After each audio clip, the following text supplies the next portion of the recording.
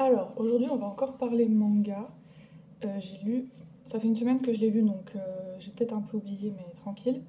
J'ai lu Les Guerres Invisibles de Marina Lisa Komiya.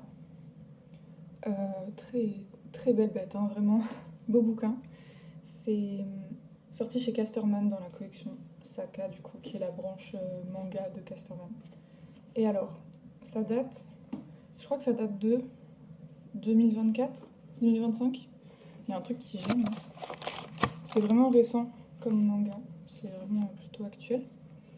Et ma foi, je pense que le plus simple, ça va être de lire le synopsis parce qu'il est bien. C'est parti.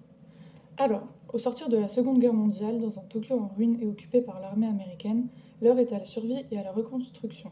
Mais pour certains, forcés de taire qui, ils ou elles sont, les combats font toujours rage. Drame historique intime et flamboyant, les guerres invisibles, ce sont celles que mènent 4 personnes discriminées pour leur nationalité, leur orientation sexuelle ou leur identité. Du Japon aux États-Unis, elles se rencontrent, s'aiment, se perdent et s'attendent dans les replis de l'histoire. Voilà, bah tout est dit. On suit 4 personnages donc. On a les deux personnages féminins ici et les deux persos masculins ici. Alors, faut que je me souvienne, c'est Haru et Yoriko. Et ici, on a Scott et Arthur. Scott, c'est un soldat de l'occupation américaine au Japon. Pareil pour Arthur, mais Arthur, il est d'origine japonaise. Mais il est américain, mais il est d'origine japonaise. Et Haru et Yoriko sont 2 femmes japonaises qui essaient en fait de survivre. Parce que du coup, l'histoire commence plutôt avec. C'est vraiment la même couleur. Commence plutôt avec les 2 persos féminins, notamment avec Yoriko. Le premier personnage qui apparaît vraiment, c'est Yoriko. Je vous montre. Ça commence sur ce plan. Exactement. 1948, hein, du coup. Ça commence vraiment à la sortie de la Seconde Guerre mondiale. Et en fait, on suit les 4 personnages dont les destins vont être plus ou moins liés, qui vont se rencontrer, qui vont se séparer, etc. Enfin, oui. Oui, en gros, c'est ça. Euh, Entre le Japon et les États-Unis, le premier tome se passe au Japon, le deuxième aux États-Unis. D'ailleurs, petit détail intéressant, mais du coup, le premier tome, il se lit dans le sens de lecture japonais. Enfin, je sais pas si c'est clair, mais comme un manga normal, quoi. Et le tome 2, qui se passe plutôt aux États-Unis, qui se passe aux États-Unis, il se lit dans le sens de lecture occidentale, comme une BD occidentale, ou un roman, ou ce que tu veux.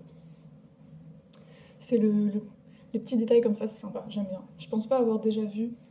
Bon, après, je suis pas une énorme lectrice de BD ou quoi, mais je crois que j'ai jamais vu un livre qui utilise le sens de lecture pour servir son propos. C'est assez intéressant, j'aime bien. Qu'est-ce que je disais du coup? Oui, donc on suit les persos.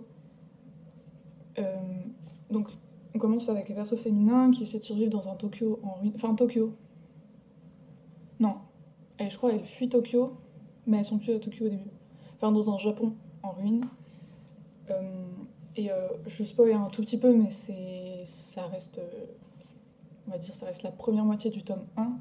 Mais du coup, en fait, Yoriko, on va commencer par Yoriko. Yoriko, toute sa famille est morte pendant la guerre. Donc elle n'a plus personne. Elle est vraiment seule. Elle est à la rue, quoi. Et en fait, elle essaie de retrouver Haru, qui est son amoureuse. Elles sont amoureuses. Mais elles ont été séparées juste après la guerre, quand elles ont fui Tokyo, justement. Du coup, elle essaie de la retrouver, mais c'est impossible, elle n'y arrive pas. Et finalement, un peu de fil en aiguille, elle en vient à se prostituer dans une maison close. Malheureusement. Et on ne sait pas quel âge les persos ont, mais bon, je suppose qu'elle est très jeune. Mais voilà, c'est un peu son moyen de survivre, on va dire. Donc ça, c'est pour Yuriko.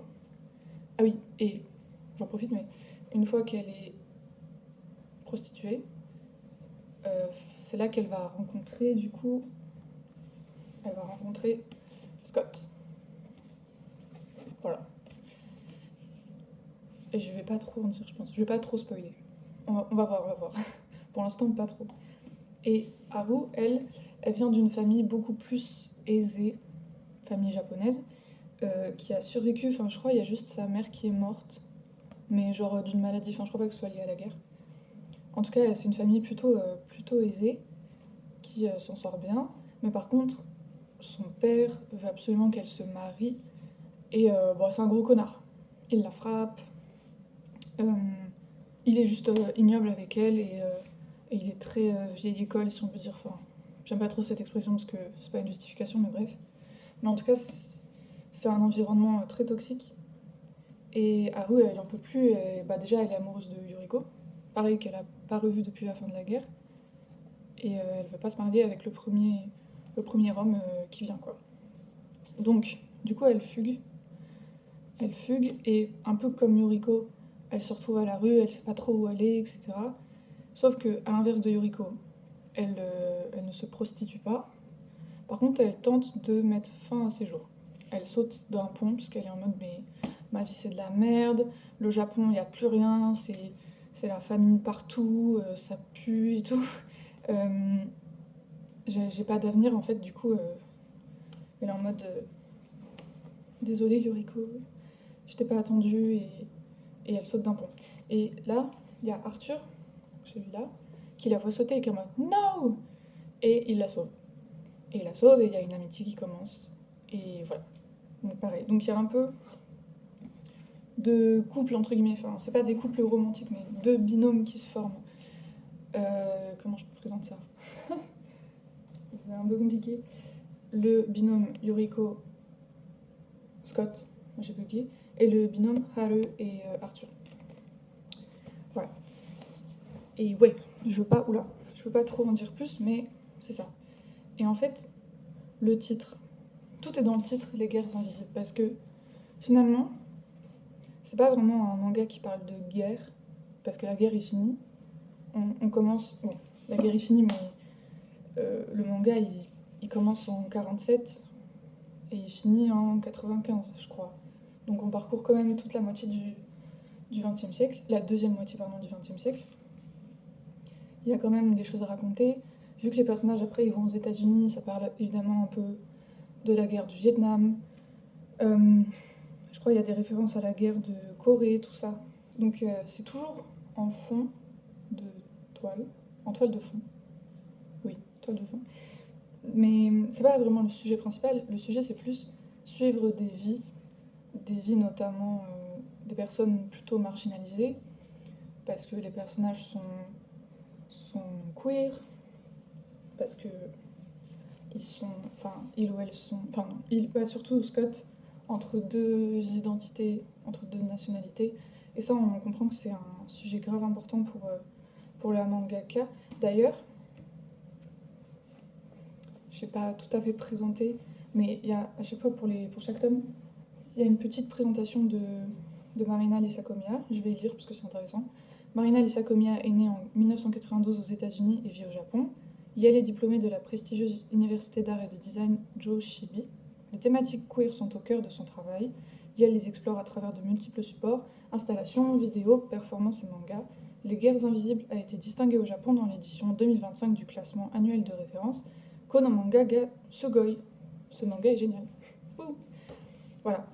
Et bah, en fait, je trouve qu'on comprend beaucoup de choses en connaissant du coup le mangaka, parce que oui, c'est plus, voilà, c'est ce que je veux dire, c'est plus un manga qui parle vraiment d'humain que de la guerre. C'est pas la guerre, genre, waouh, en fait, ça raconte la guerre, ça raconte les batailles, ça raconte les stratégies, ça raconte les politiques et tout. C'est des choses qui sont un peu référencées, mais c'est plus. Le manga, c'est plus un truc un peu hypothétique de si des personnes un peu marginalisées comme ça, enfin, j'allais dire si. Non, des personnes ont forcément existé à cette époque, et il s'agit d'essayer d'imaginer leur vie, et comment ils et elles ont survécu. Et en parlant de lire à propos de la mangaka, je vais aussi lire, parce que du coup, elle a écrit un postface à chaque tome, et je sais pas si je vais lire chaque postface, mais au moins le premier. C'est parti. Donc ça, c'est le postface du premier tome. Du coup, écrit par Marina Lysakomiya. Alors, Ce récit s'est construit sur l'idée de représenter la vie de ceux qui, par le passé, n'avaient ni voix ni place dans l'histoire. La guerre n'arbore pas le même visage selon le camp dans lequel on se situe. Ce qui est le jour de commémoration de la fin de la guerre au Japon devient, aux États-Unis, le VJ Day, c'est-à-dire le jour de la victoire sur le Japon, tandis qu'en Corée, on célèbre plutôt la journée nationale de la libération de Corée. Pour être né en Amérique, pour avoir passé ma petite enfance là-bas, puis être parti au Japon et y avoir grandi, je m'interroge naturellement sur mon sentiment d'appartenance à chacun de ces deux pays et je ressens toujours des difficultés à concevoir que ces deux nations aient pu être ennemies autrefois. J'essaie parfois d'imaginer ce que je deviendrais si une guerre survenait et quelles décisions je prendrais si je devais choisir un camp, mais cette idée m'emplit toujours d'une profonde anxiété. Dans un autre scénario hypothétique auquel il m'arrive souvent de réfléchir, j'imagine que je suis née à une autre époque et je songe à tout ce que cela aurait impliqué pour moi. J'essaie de me représenter mon parcours si j'avais vu le jour à une période où l'identité queer et les minorités sexuelles n'étaient pas reconnues, où les femmes étaient bien plus opprimées. Car parmi tous les individus du passé dont la voix n'a jamais été entendue et dont la grande histoire ne parle pas, il se trouve forcément des personnes queer. C'est un peu ce que je voulais dire tout à l'heure et que j'ai pas très bien dit. Elles ont simplement été oubliées. Lorsque je songe à ces fantômes du passé, j'ai parfois l'impression de ressentir leur présence, que ce soit ponctuellement ou sur des périodes plus longues. À la lecture de cette histoire, certains passages vous sembleront sans doute frustrants. Pardon. Les personnes qui s'attendaient à un récit d'émancipation bouleversant, dépeignant des femmes fortes et indépendantes, seront probablement déçues par le fait que mes protagonistes doivent finalement s'appuyer sur l'aide de soldats pour survivre. Moi, je voulais parler des individus ordinaires, des plus faibles, de ceux qui ont été broyés par l'absurdité écrasante du Japon d'après-guerre et n'ont pas pu mener la vie qu'ils auraient voulu. Je voulais mettre en lumière le parcours de leur survie dans un contexte qui leur laissait si peu d'options et faire de cet ouvrage une sorte d'objet commémoratif pour tous ces défunts oubliés que j'aperçois parfois, mais peut-être n'est-ce que mon imagination. L'un des grands défis de ce projet a été pour moi le fossé qui sépare les valeurs passées de celles que je défends aujourd'hui. Par ailleurs, mon ambition de superposer d'une part une période pas si éloignée que ça, et d'autre part les cheminements hypothétiques de personnages queer dans un tel décor, n'a pas été de tout repos. Pour autant, les palettes de la sexualité et de la nationalité dans toute leur diversité et leur non-binarité étant des thématiques centrales pour moi, j'ai voulu faire de ce kaléidoscope un outil qui me permettrait de dessiner mon histoire, et j'ai décidé de me lancer malgré tout dans l'aventure. Mes personnages se marient, ont des enfants, certes, mais ce n'est pas autour de ces événements que se noue le récit. Il m'importait tout particulièrement de dessiner leur errance lorsqu'ils se trouvent à court d'alternatives, d'illustrer le fait que les individus ne se réduisent pas à leur seul choix et de représenter des êtres ballottés à l'intersection de l'histoire et des systèmes que sont le genre ou la nation. Voilà. Bon, je lis pas tout parce que c'est un peu long, mais en vrai j'ai presque tout lu. Mais je pense que ça vous donne vraiment une idée. Je vais remettre mes lunettes parce que je vois rien.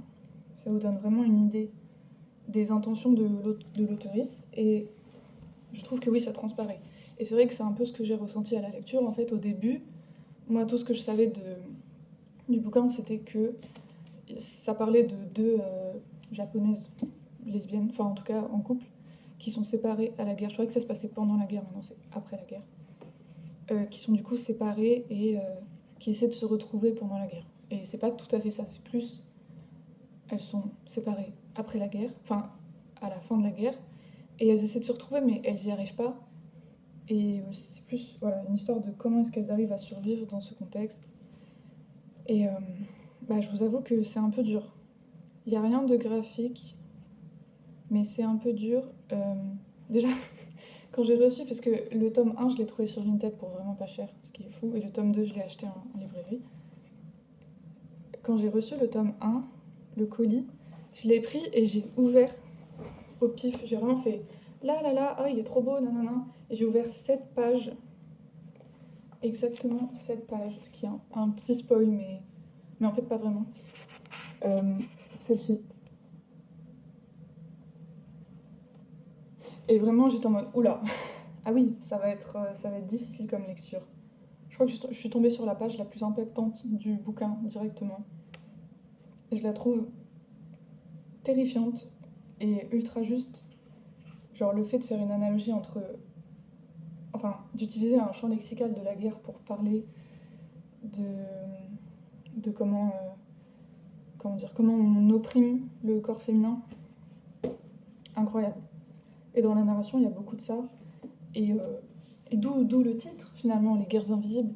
Et d'ailleurs, alors, oh putain, j'ai pas fait mes recherches, mais je sais plus ce que c'est le nom en japonais. J'ai pas cherché. Sorry, bah peut-être je vais faire du montage du coup. Par contre, en anglais, c'est front lines. Donc ligne de front, quoi. Front. Et je trouve que le titre anglais est un peu nul, ou alors il y a une nuance que je comprends pas parce que je parle pas assez bien anglais. Mais je trouve que Guerres Invisibles, ça marche trop bien. Parce que c'est plus une histoire qui raconte les guerres peut-être intérieures de personnes ou des guerres. C'est plus intime, c'est plus. Ouais, genre, les guerres qu'on peut avoir dans notre tête en fait, entre nos convictions qui se battent avec nos besoins ou des choses comme ça, ou les guerres avec nos proches et pas tellement avec une nation ennemie. Et c'est ça qui est grave intéressant. Voilà. Et je trouve que c'est franchement très bien raconté. Même si au début on peut trouver ça un peu frustrant en fait, une fois qu'on a compris le but du manga, on se laisse aller. Et la fin est très belle. Depuis tout à l'heure je touche que le premier tome parce que je pense pas que je vais trop parler du deuxième parce que je veux pas trop spoiler. Mais le deuxième va encore plus loin dans les thèmes de trouver sa place en fait. Trouver sa place surtout quand on a une identité qui n'est pas toute lisse, dont les bords ne sont pas tout à fait définis. La fin est très touchante parce que ça fait une belle conclusion à l'histoire, je trouve. Très belle conclusion. Voilà. Et finalement, autre chose que je voulais dire, c'est au niveau des dessins. Je trouve que le dessin est assez... Comment je peux montrer? C'est assez brouillon, un peu maladroit des fois. C'est pas le dessin le plus précis qu'on a vu. Mais en fait, je trouve que ça a vraiment son charme. Honnêtement. Ça reste très beau. Et bah, comme je disais, avec la page là, où la personnage est enceinte, il y a vraiment des pages un peu, attention, un peu trigger warning, qui sont ultra marquantes. Où en fait, tu tournes la page en mode oh waouh. Ah oui, c'est frappant quoi. Et c'est pas que ça, c'est vraiment, il y en a beaucoup des. Même je trouve la première page, la page d'ouverture, je la trouve trop belle. Elle est trop belle. Avec le perso qui est perdu. Ou alors, ah ouais. Alors ça, c'est pas un spoil parce que c'est le personnage qui rêve, c'est pas une vraie scène. Mais le personnage qui rêve, donc Yoriko, qui rêve que Haru est morte. Et genre, cette scène où elle marche, elle est en mode t'es où? Elle la cherche et elle marche dans sa main. C'est cauchemardesque, mais je trouve ça trop bien fait. Trop bien fait. Et voilà, et j'ai peur de trop spoiler de toute façon, mais je trouve que ça vaut vraiment le coup. Je conseille grandement. Ça aborde des thématiques qui peuvent parler plus ou moins, j'imagine. Moi, j'aime bien cette page aussi. Du coup, je vais la montrer ici. J'avoue, l'histoire de Yoriko et Scott, c'est celle qui m'a le plus marquée. Mais par exemple, pour Arthur, c'est intéressant aussi. Moi, j'ai jamais vécu ce truc d'être à la frontière. Enfin, oui, d'avoir une double nationalité. Je suis vraiment française de chez française, quoi. Donc, ça me. Enfin, c'est pas quelque chose que je peux comprendre, mais du coup, j'ai trouvé ça grave intéressant de lire ça. Justement, ça permet de découvrir des vues différentes sur la vie. Je vous montre plein de pages que j'aime bien, qui sont assez impactantes. Voilà, très cool. Et pour finir, je vais lire pas tout, encore une fois c'est un peu long, mais un passage du post-face, du coup, du deuxième tome, parce qu'il y avait un truc que je voulais voir. Alors dedans, le mangaka parle du fait que sa grand-mère a vécu la guerre, qu'elle était mobilisée pendant la guerre quand elle était encore une enfant, quoi. Bah, je vais vous lire ce passage parce que c'est un peu intéressant. Donc c'est juste un extrait du post-face. Je n'ai moi-même jamais connu la guerre, j'en ai étudié les faits et les atrocités, mais je n'ai jamais eu à vivre au cœur d'un tel conflit. En revanche, j'ai connu des individus qui en avaient fait l'expérience réelle.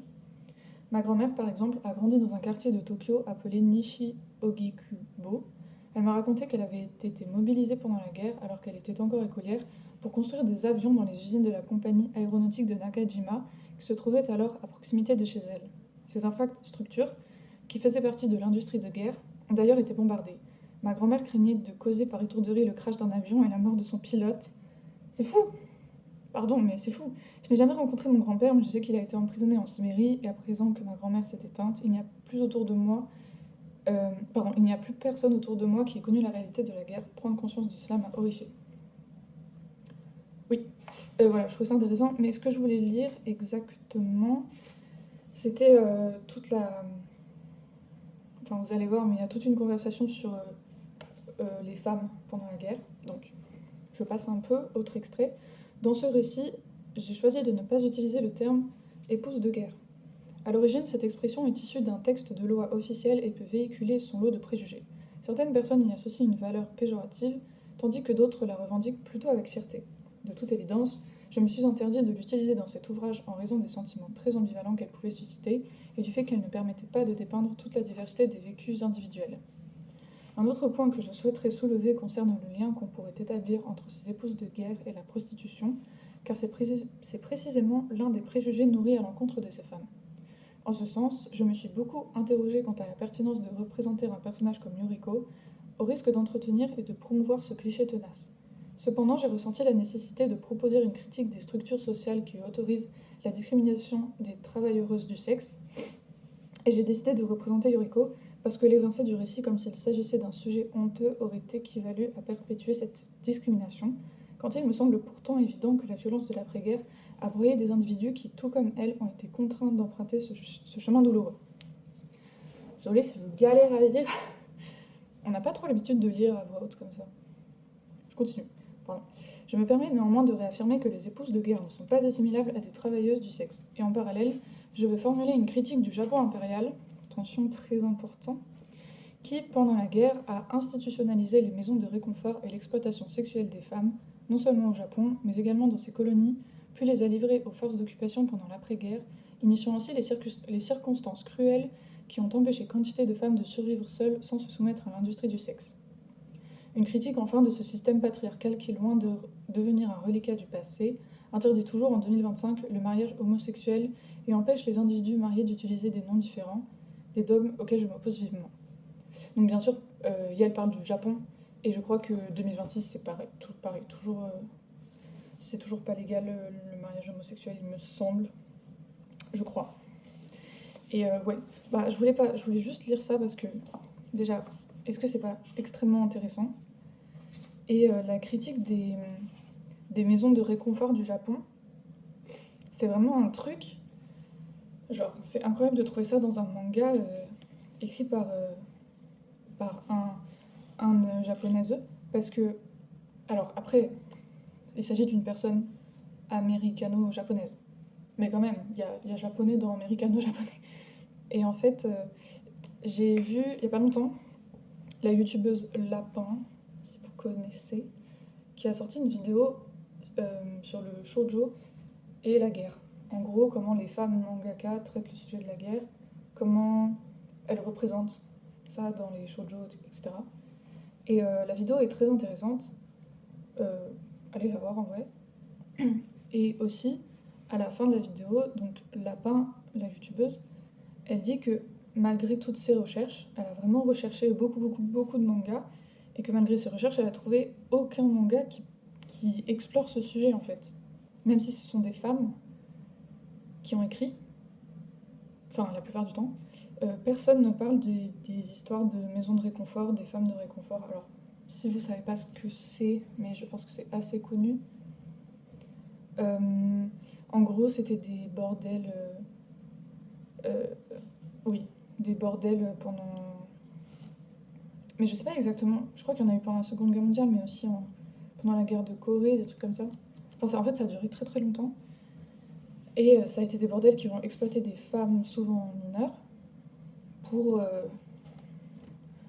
pour détendre, quoi, pour réconforter les soldats japonais. Ce qui est absolument horrible, c'est littéralement de l'esclavage sexuel. Et voilà. Et c'est vrai que personne n'en parle jamais, même les femmes. Et c'est quelque chose que le Japon...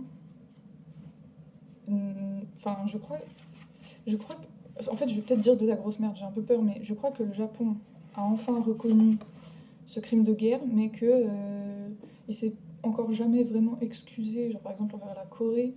Je crois que c'est une des grosses raisons pour laquelle il y a encore autant de tensions entre les deux pays. Enfin bon, là, je suis pas historiographe, mais grosso merdo... Enfin, historiographe, j'ai dit. Historienne. Pourquoi historiographe? Historienne. Mais oui, je crois que c'est des bails comme ça, bref.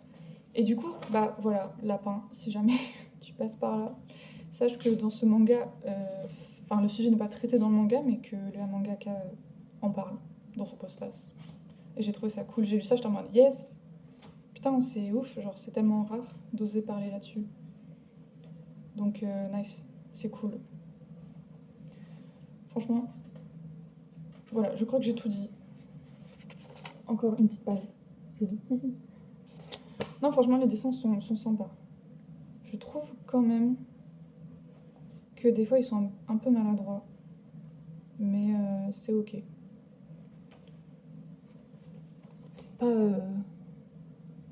C'est pas forcément les dessins les plus beaux, mais ça exprime vraiment ce que ça doit exprimer. C'est quand même très touchant.